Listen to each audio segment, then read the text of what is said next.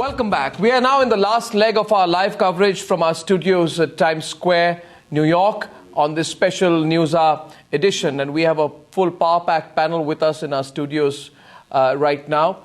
Let me first begin by saying that one of the principal ideas of a debut speech at the United Nations General Assembly is also to make the right global impression.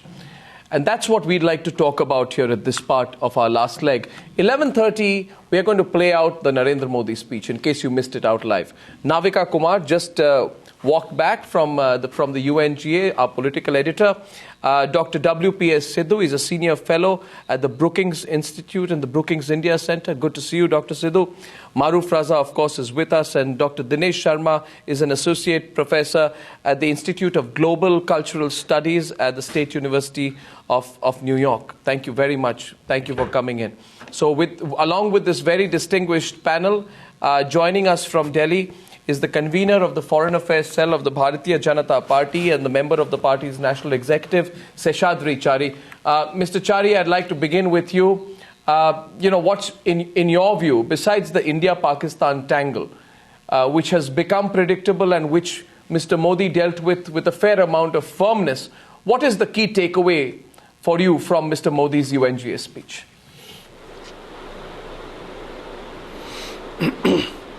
No, the most important element of Modi's speech is creating a space for India in the international arena, which we had been missing for the last almost 10 years. And I think he has very categorically stated that the relevance of United Nations is probably the greatest as of today, ever before. And this relevance of United Nations will also be more important only if it becomes inclusive, if it expands its organizational structure, and if it is able to really address the demand for democracy all over the world. We have seen how democratic institutions are crumbling, but at the same time, youth in many countries are longing for democracy. Many countries are going in for democratic setup, and there is no single universal body that can really address this issue. He has also touched upon the issue of global terrorism and the need for forging a global union for fighting against terrorism. Terrorism cannot be fought under the banner of the USA. Terrorism cannot be fought under the banner of NATO. Right. Terrorism cannot be fought under the banner of any one particular country. He wanted the United Nations to, that is why he spoke about adopting the comprehensive international anti-terrorism agreement that the United Nations has been talking about. And last but not the least, he did mention about post-2015 development agenda, when MDGs will be phased out and we will be adopting SDG, and the most important element that SDG should include this time is peace, security and conflict resolution as part of SDG of every country.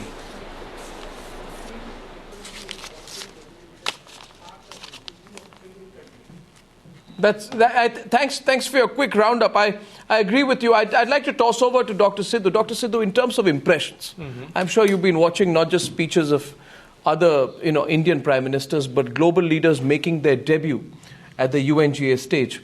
How do you think Modi's debut has gone? So I'd say 3 points there which are worth keeping in mind. First, he turned up.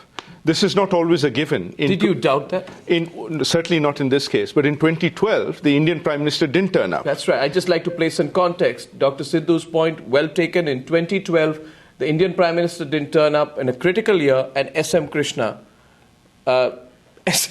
came in his place. And let me not repeat what S.M. Krishna said. He messed up his own script.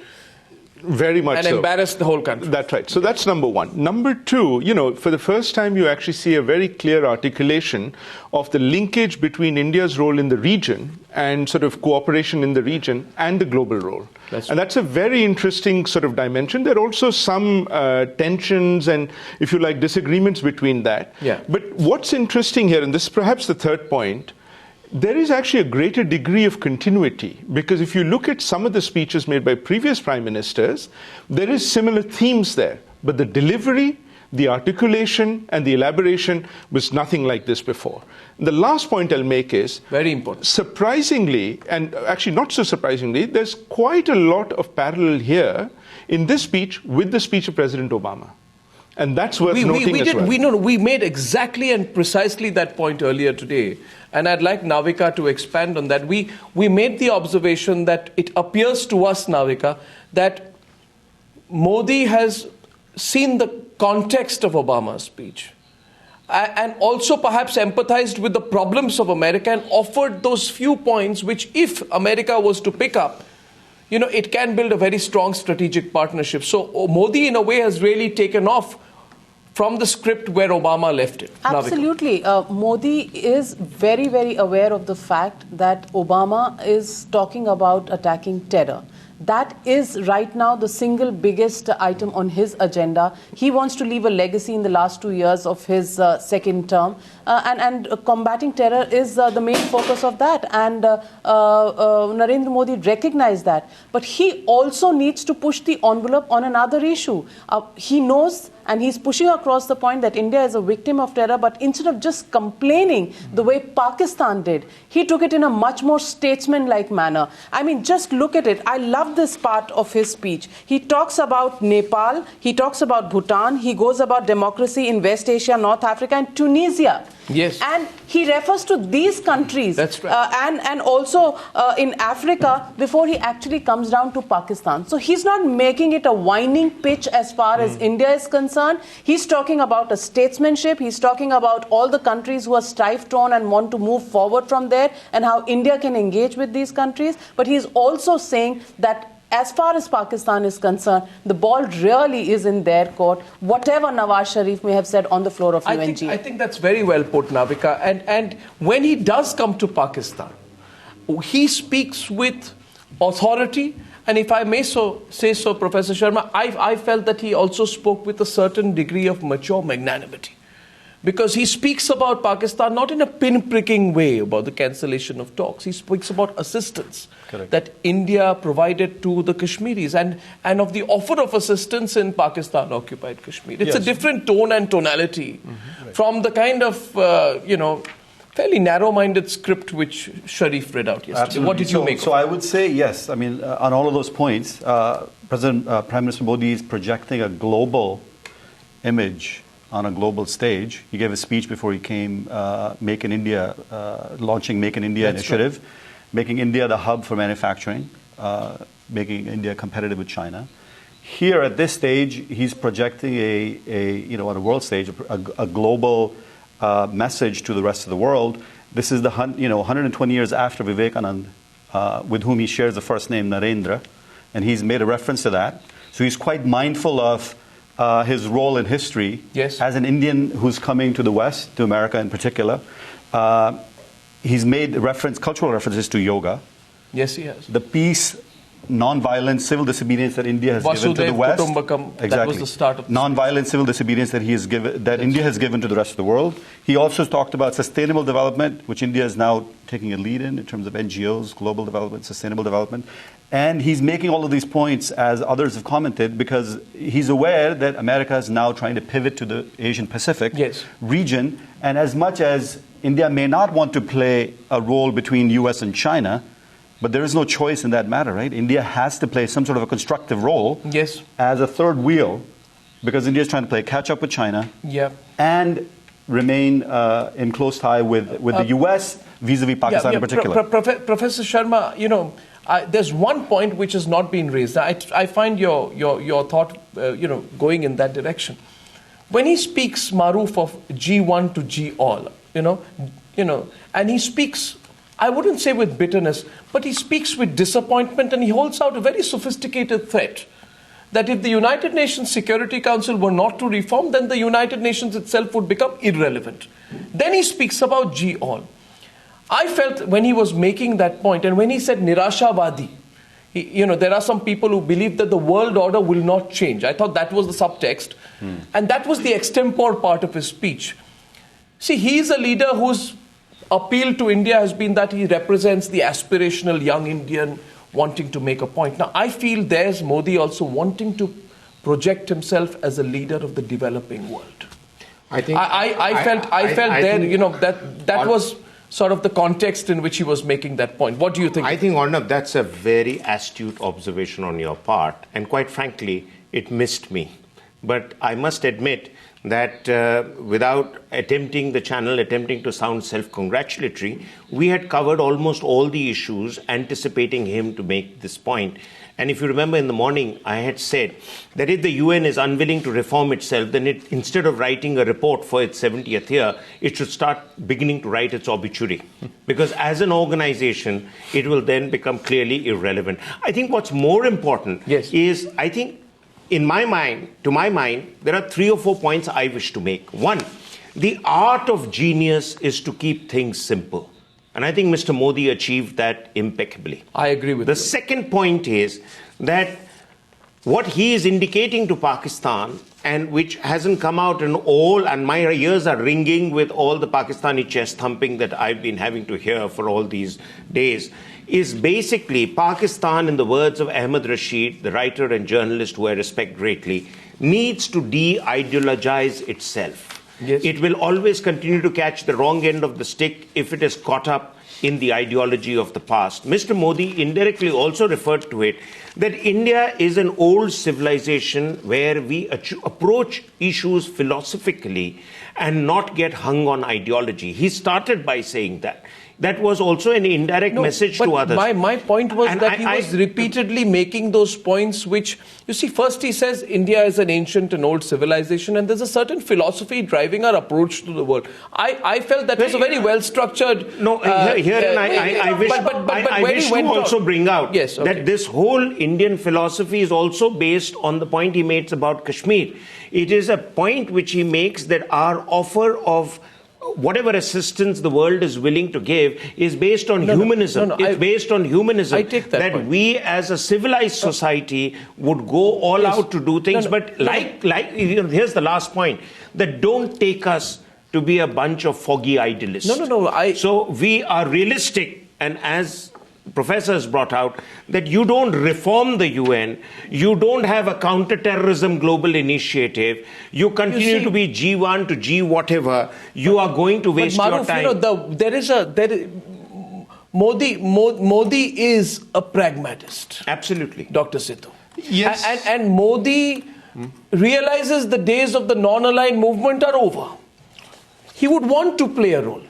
Did you feel, Dr. Sidhu, that he was positioning not just himself as a global leader, but also India as a leader of the developing world at several critical touch points of his speech today? I think, again, I would agree with Maruf. You've been very astute on that, but I would go a step further. He's not just projecting himself as a leader of the developing world, but also the potentially developed world. So it's a very interesting group of countries which are not quite there, but very aspirational.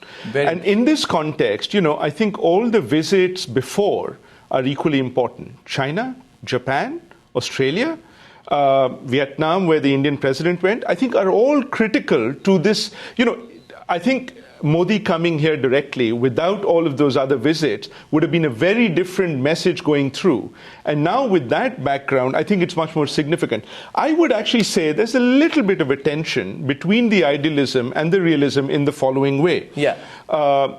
He talked about the reform of the Security Council, making it more relevant, making the UN more relevant. Frankly, a UNGA speech is not going to reform the Security Council. It never has, and it never will. This is realpolitik. This will only get solved at a couple of places. One, with the United States, and the second with China. No, but Dr. And that's where this sentence of his, Arnab, I'd just like to point out this, where you talk about taking off from the point you made about G1 to G all. He goes on to say that let's not be cynical. There is going to be a possibility of change, and he says no one country or group of countries can determine the course of this world.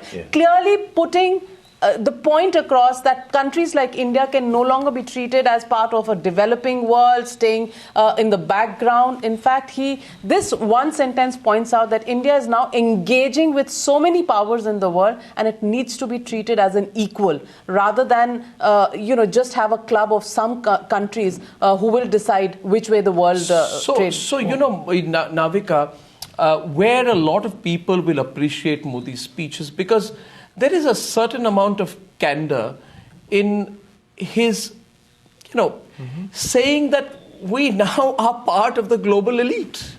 I mean, whether you like it or not, India is ready for its place among the global elite. And in case you're not going to give it to us, then you choose to be irrelevant.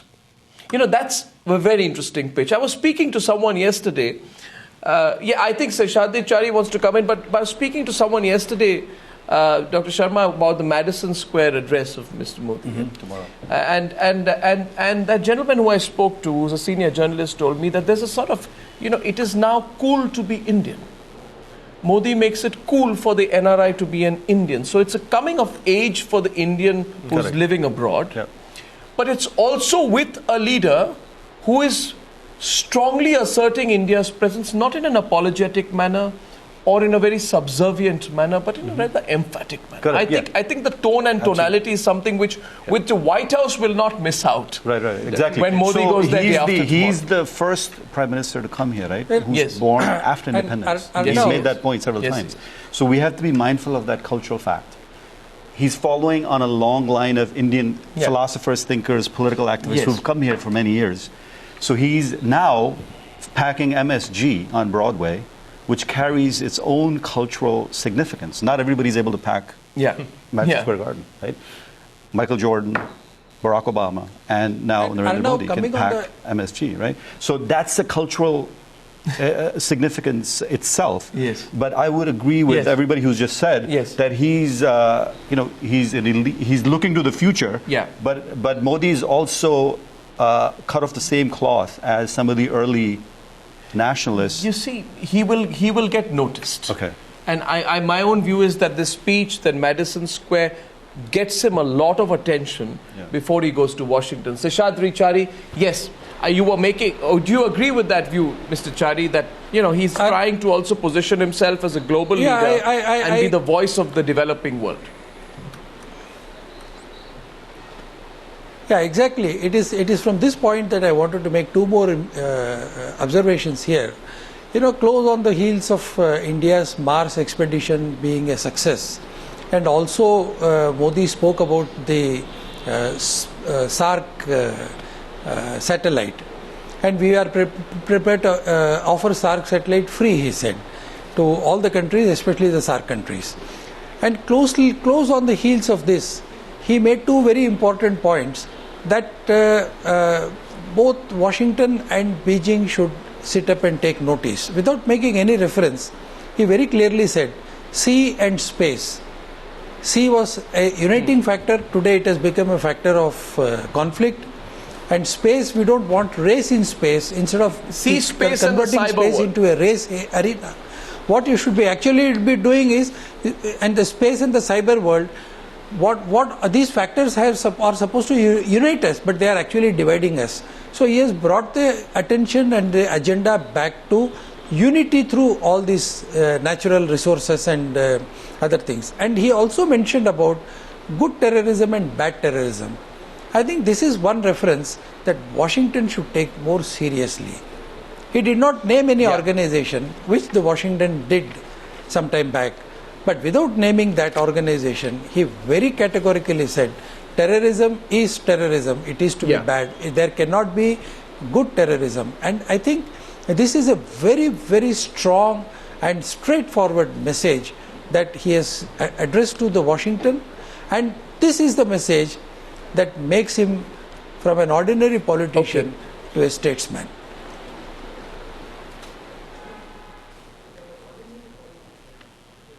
Okay, Mr. Chari, I agree with you. Now, therefore, we find 4 points, and I'd like to go back to you, Dr. Sidhu, to start this. I find if you look at Modi's last 48 hours, on his first visit to the US as the Prime Minister, 4 key events have happened, in my view. The first, in my view, is the Wall Street Journal piece. I was speaking to senior journalists from the Wall Street Journal there yesterday who found it was straight on. It's the kind of language of inclusiveness and reformism that the global investing community would want to listen to. Second, the kind of manner in which he's rebuffed Pakistan. It's a sophisticated manner, not apologetic. The third I find is, which we just spoke about, that he wants to project himself as a leader of the developing world. I feel he does. And he sees a global legacy, a legacy for himself and for the country.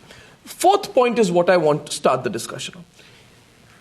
Is he making India lean towards America? In the sum and substance of what he said. Maritime security in the Asia-Pacific region, music to America's ears. Division of Europe, music to America's ears. Obama spoke about it in his speech. Terrorism in West Asia, music to America's ears. Is he doing this deliberately right now, just wanting to see how America responds to it? Well, I think, in today's world, the one thing which is clear about India's approach is multipolarity. Yeah. You have to, multi-alignment. You have to deal with all countries. And you have to take on board the concerns of every country. And I think in that sense, it's sophisticated to say divisions in Europe is also probably pointing a finger. Russia. Well, Ukraine. That's right, but could also be towards the United States and Europe. I mean, that could be one argument too, right? Stretching it a bit, but yes, okay. But and that's an interesting point. But on the other hand, I don't think there's very much of contradiction. When you take a stand against terrorism globally, then you cannot say that terrorism in West Asia is okay. Okay. It's obviously not. So I think there are some common norms. Talked about democracy, which I thought was dramatic. And, in that sense, leaning back and linking up with the oldest democracy and the biggest democracy, in terms of promoting democracy, multi-ethnicity, multiculturalism is not leaning towards America. It's leaning to your own ideas, which happen to be But I find, Dr. Sidhu, there's a little carrot there which America wants to pick up. It can. Do you think they will? Yes. Do you think they will? So I think, like Prime Minister Modi said when he came, right? Look east and link west. Yes, he said. That's what he's done in this speech. He's looked east and he's linked to the west. And now is Obama going to play the game? Yeah. Is John? But Biden, Kerry, and Secretary of Defense has already gone and met with Modi in preparation for this visit. So U.S. has already made several overtures towards Prime Minister Modi, and now Modi has given them a response. Okay, so I think we're overshooting time. I just want to ask Navika at the very end, Navika and Maruf, we are now going to move slowly to the Washington leg. How is this being set up, in your view, for that hard-nosed bilateral which will happen in Washington? Well, clearly, Modi set the bottom line very straight. He says, I'm from India and I'm talking the language that America would like to talk.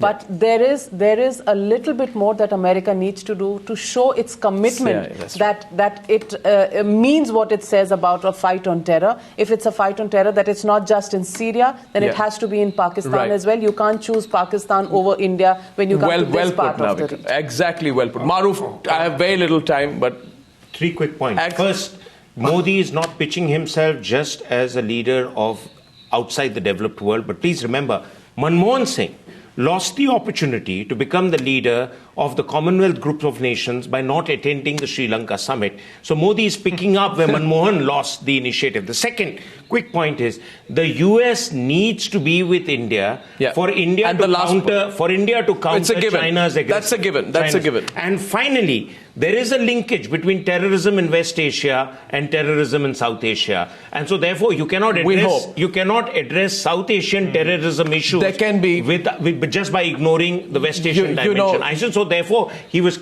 silently drawing the linkage. I've really enjoyed this conversation, gentlemen. And I feel that it's not about Modi alone. It's about where India stands in the world. It's about global security. And if this visit is able to draw the attention of the global community to concerns in South Asia, which should be part of global concerns, that will be a very positive step. I think it's working out well. He's setting up well for his Washington leg. We're following all of that. And of course, big event at the Madison Square Gardens, where we'll be live from inside. Thank you very much, Seshadri Chari, and to all our panelists here in New York. I'll see you soon.